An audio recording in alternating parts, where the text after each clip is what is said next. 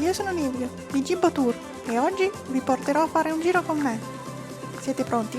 Allacciate le liane! Torniamo in Molise, a Isernia e dintorni. Queste saranno le tappe della nostra gita. Lasciamo l'auto su via Roma e dirigiamoci verso il centro di Isernia.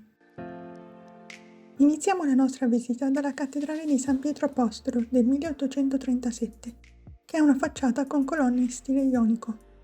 L'interno ha pilastri decorati da lesene corinzi e marmi policromi. La cupola ha affreschi di inizio Novecento. Qui troviamo la statua della Madonna del Rupere, Madonna del Piede, del XIII secolo.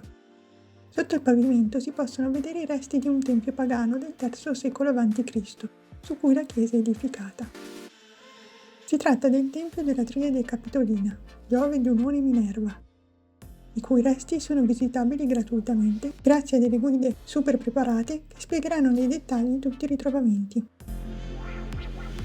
Il sito è accessibile passando dal cancello subito a destra della facciata su piazza Andrea di Isernia. Proseguiamo passando per l'Arco di San Pietro, o Torre Civica di Isernia, una torre campanile a pianta quadrata di metà 1300. Sotto si trova il metro che serviva come unità di misura per i mercanti. Arriviamo a Palazzo d'Avalos Laurelli.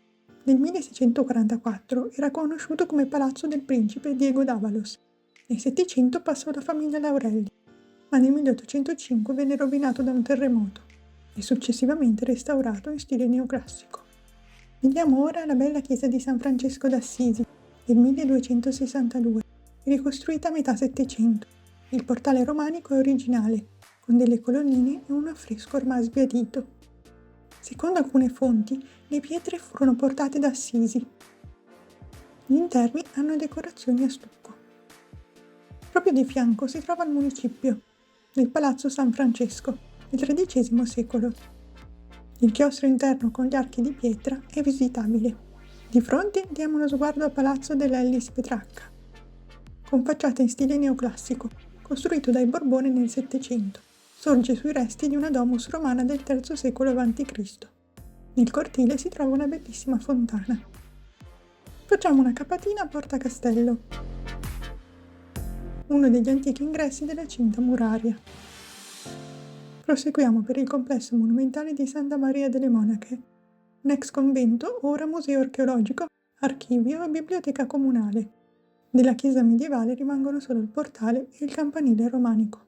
Arriviamo fino alla chiesa di San Pietro Celestino del XVII secolo, minata dai tedeschi in ritirata nella Seconda Guerra Mondiale.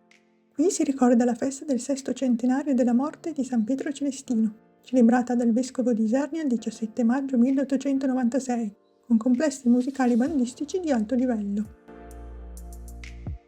Torniamo indietro su piazza Andrea di Isernia e passiamo per Porta Mercato sulle mura occidentali, per arrivare in piazza 20 settembre, con un monumento in ricordo delle vittime dei bombardamenti americani del 1943. Arriviamo in piazza San Pietro Celestino, su cui affaccia la chiesa dell'Immacolata Concezione, del 1275, distrutta da un terremoto e ricostruita nel 1852. Rimane originale il campanile in pietra. Di fianco si trova la Fontana Fraterna, voluta dalla famiglia Rampini nel 1835. Ricorda una piccola loggia, con ogni capitello differente l'uno dall'altro. Venne creata con materiale di spoglio di un mausoleo patrizio di epoca romana. La grande lastra centrale in marmo presenta un bassorilievo con 2 delfini e un fiore. La dicitura A e Pont, secondo credenze locali, verrebbe dal monumento sepolcrale di Ponzio Pilato. Proseguiamo per il Parco delle Rimembranze, dove si trova l'Ara della Gloria, il monumento ai caduti della Grande Guerra, e il Parco di Villa Comunale. Tornando verso l'auto passiamo dalla chiesa di Santa Chiara del XIII secolo, un campanile con mattoni a vista, in una rara composizione chiamata Opus Picatum. Nella Prima Guerra Mondiale il convento venne usato come prigione per politici austriaci e ungheresi. Andiamo ora a vedere una simpatica panchina gigante, la Big Bench 250, posta in un luogo panoramico sulla vallata del fiume Vandra e sulle Mainarde. Per timbrare il passaporto passiamo a Macchia di Isernia. un bel borgo medievale con il castello baronale d'Alena. Del 1100, restaurato in stile rinascimentale come residenza patrizia del 1480. La chiesa di San Nicola di Bari, con il campanile turrito, feritoie e cantonali in pietra scalpellata.